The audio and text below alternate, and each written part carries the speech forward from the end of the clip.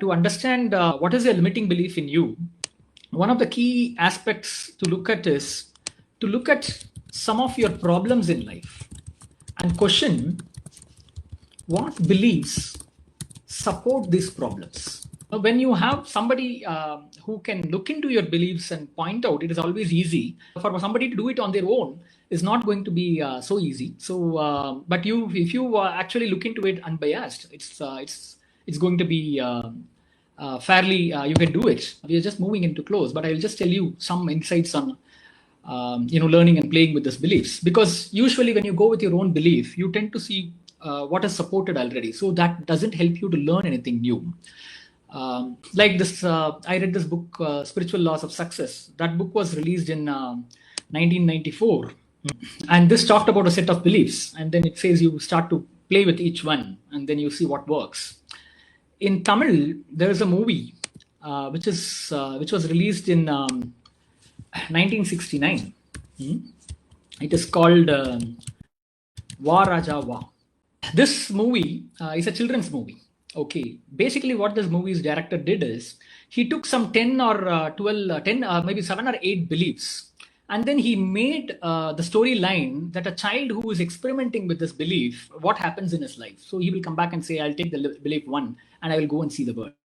And he will begin to see that belief works, and then he will go back and play with another belief. So I'm narrating this because this is the methodology that one can do. For you to learn or become conscious and play with beliefs, you have to take one belief and experiment with it. And experimenting with it is can bring you drastic results, like you can go end up with a bull, or like that example. Or sometimes you can break your knee because just that you're pushing yourself into limits, and sometimes things can open up, sometimes things cannot open up. But you carefully analyze and you step up or you step back. So you constantly negotiate life like a blind man, trusting somebody that somebody is the belief. Is this belief working for me? Is this belief not working for me? So if you have a belief, which is, personally from working with the mental world or therapeutic world, I often think everybody in this world has a mental problem, including me. Okay, so everybody have patterns, everybody have their own bottleneck. And life, every day we interact and we seek to grow beyond our beliefs.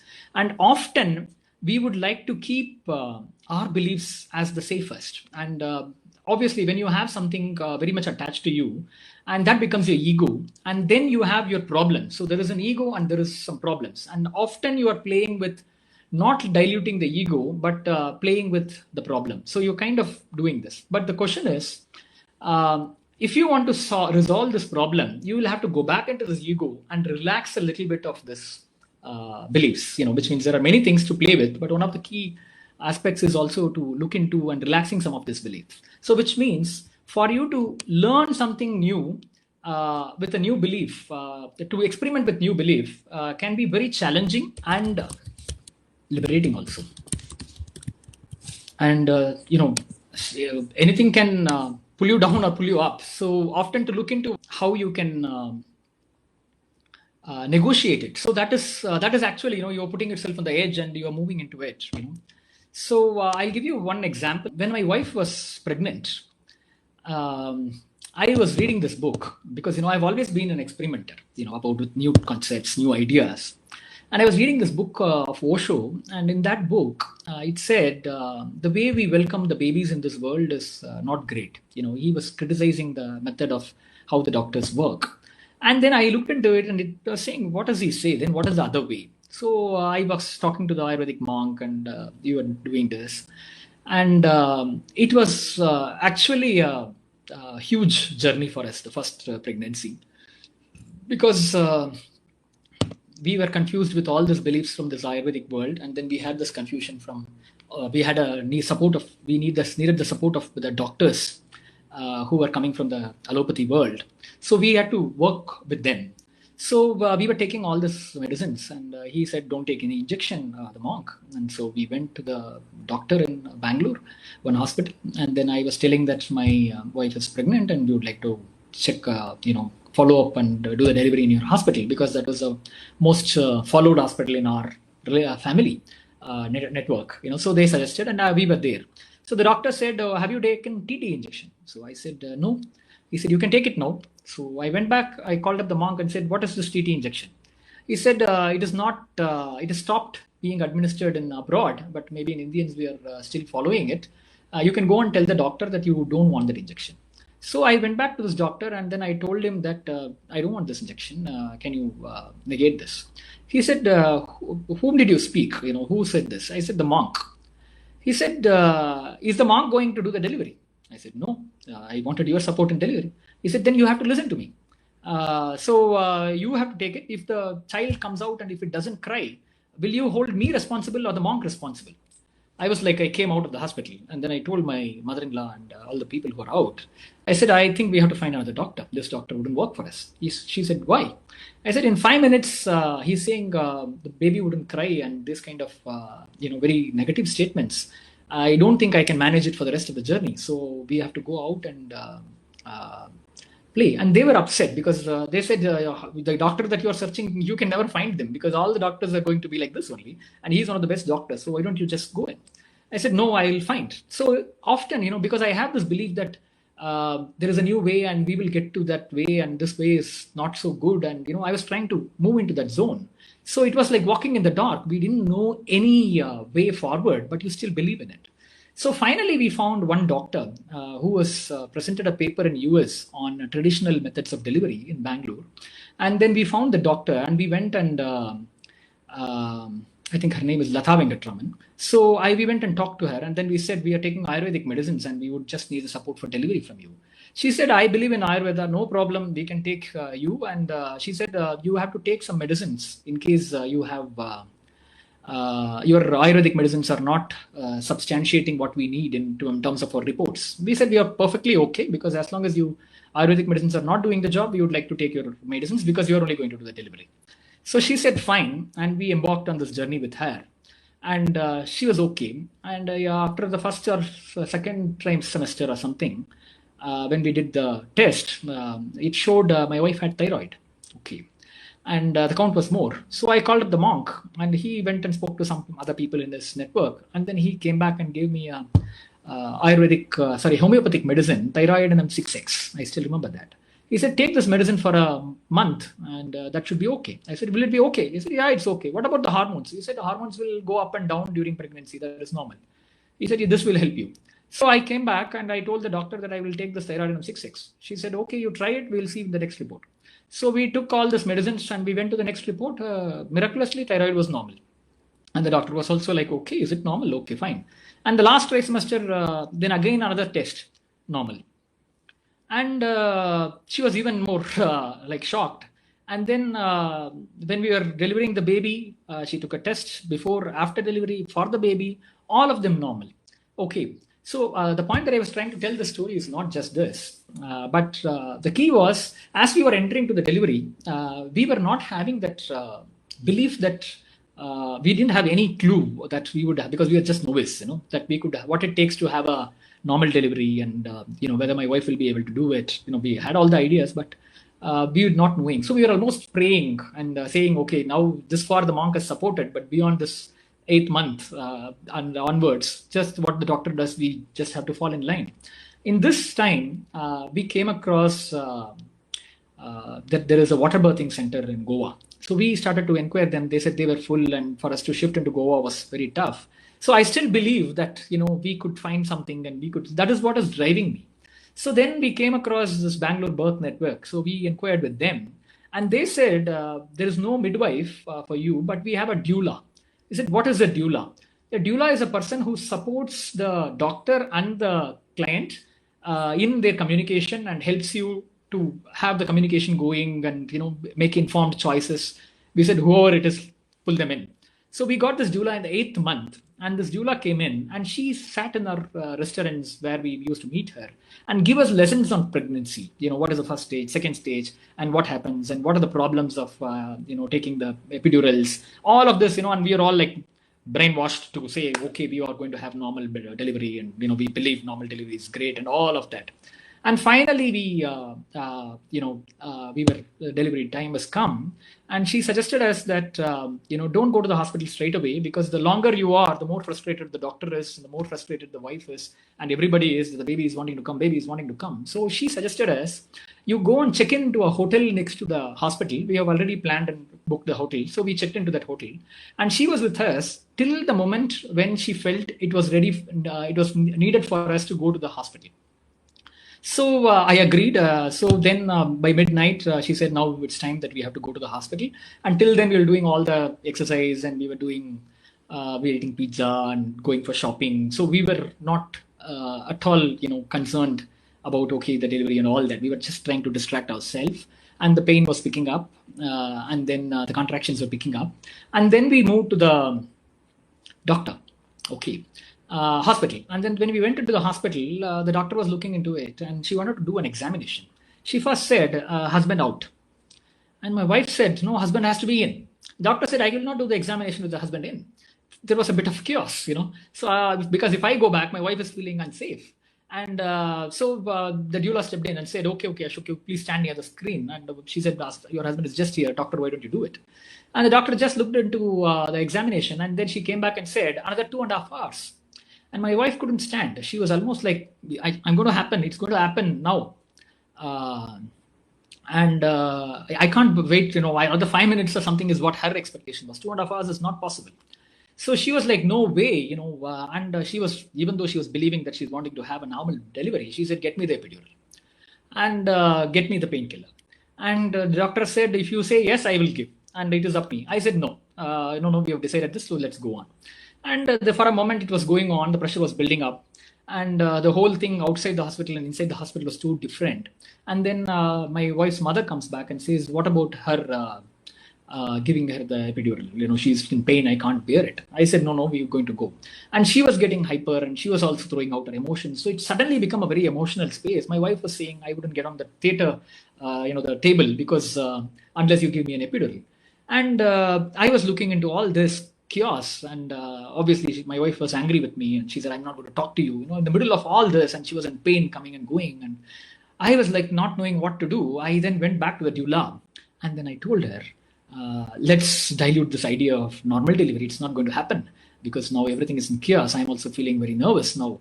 I can't take this. We will just ask the doctor to give the epidural. And the doula stood her ground. She said, no way. 85% of the pain is gone, only 15%. You can't do this. I'm not going to let you do this. You have to wait for me. Said, then what do I do? She said, I am confident she will have a normal delivery. You just go and tell your wife that you're not going to attempt for epidural. Don't tell her that we are going to give. Tell her no, and then you just see whatever happens, let you do. So I went back to her, and then I told her, I'm sorry, we're not going to give you epidural. It is up to you. You have to deliver normally. She was very, very angry, and she said, I'm not going to talk to you. And, she said, I'll go back. And she didn't hold my hand. She held the doula's hand. And then in a few moments, she went into a trance. And then either half an hour, the baby was born. And we were all so happy because the normal delivery happened and all this. But when I reflect back, I didn't have the ability to believe that, nor my wife, nor my mother-in-laws, nor the doctor. But it was the doula. Her name is Yoli. She was from US.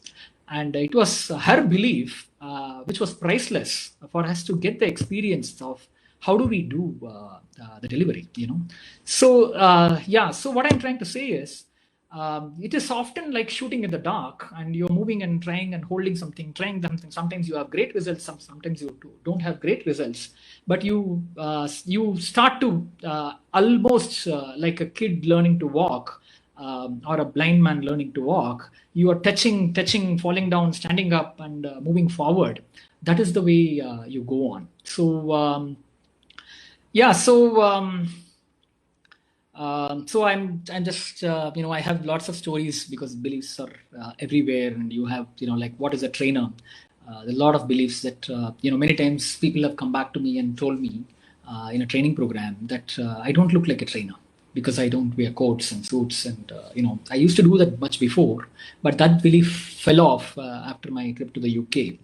And then I adopted being normal in my trainings. And many times participants have come back and told me that just seeing you as a normal person and somebody who's training, we are getting a belief that we can also become a trainer, being a normal person.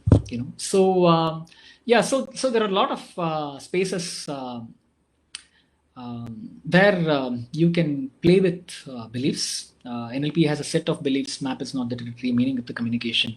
So these are all, you will find a lot of definitions and explanations on all of this, and they all can open your eyes towards your unseen. So learning NLP foundation and all of this will help you to open up your eyes towards belief. And personally, everybody has a bunch of beliefs, and so it's almost like once you have the belief, you know where to walk, what to walk. You've already been there, done that, that kind of experience. But first time, it's really going to be nervous, And I'm going to end this on this note. In one of the, because I go to these ashrams to run my programs, and in one of the ashrams, I went.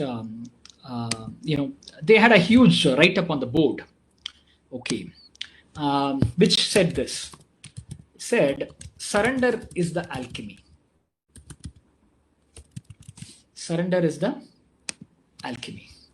So, one of the key things, like I want to learn something from the monk. I want to learn something from my doula. It cannot happen when you have your logical sense. Like my doula says, can you explain? Can you show me some data? Can you show me scientifically? Can you prove me that it would work? No, it's not going to work like that. The key is you have to surrender. Either to your model or to your mentor, or in the ashram, they say you have to surrender to the God. So it is about, at some level, you leave your ego and you surrender to that model or to that belief and put yourself on edge and just open your arms to see what you are going to receive. If what you are receiving is not coming in, you switch up your logical sense, you switch up your common sense, and you play with it. You just say, no, I'll come another day. No, not today. You play with it. And then in the whole game of playing, you gather some experience, and that the experience becomes the guiding factor for your beliefs. So, the worst thing that we could do with our lives is to often keep saying that what we thought is right. And we have lived our life with that idea. And if we have not able to look into, like this guy who asked me, did the monk not wash his hands with soap after toilet? If you go back to tribal people, I'll just give you this anecdote, because a lot of things are cracking up. It just shows how much we have been conditioned with all these advertisements and with all this new knowledge that is emerging in this world. You go back to this tribal people, because I'm talking about health. We just kind of moved around on different spaces, and we're talking about health. The tribal people in the mountains, they all are living up till 90, 100, 120. You can go and find them. And none of them have a heart attack, none of them have diabetic, none of them have BP, but they're all healthy. You go and see them, they never use soap for washing their hands after toilet. So what I'm trying to say is, I'm saying that, yes, these questions come from our beliefs, but if you really want to experience a few new experiences, you can go and be with them, the place where things are flourishing, with a new belief. So look for places where people are getting results with some things which are different to you. So they say there are two things which can help you to break out of yourself, because otherwise you get slowly clouded by your own thoughts and egos. There are two things which can support you. The first one is training. The second one is traveling. Because when you travel, you go to a new place and nothing works according to your system. You have to adapt. And you see people with opposite beliefs are sitting before you and are happily living their lives. And obviously, when you come to training, obviously, when there are a group of people coming to talk about their sense of beliefs and things, you can learn from each other, and you will find that, okay, what your belief is not ideal. So I'm going to possibly end up the session with this note, that surrender is the alchemy to learn anything new. And if you can do that consistently, and obviously you'll have to know when to surrender, when not to surrender. But I have just given you a lot of my experiences and play with beliefs. Sometimes it can look very foolish when you look at it logically. But if you know the art of trying to unlearn a belief and learn a belief, I think that you will live many lives in this one life. So I hope with this note, possibly I will hand it over to Nishit. And thank you, Nishit, and thank you everybody for giving me this opportunity. And thank you. No, thank you. Thank you for joining and taking this session. And I definitely recommend Ashok's workshops. Very different. He brings a lot of different exemplars, brings in a lot of different fields outside of NLP, in NLP. So if you get a chance to experience it, definitely go and experience it.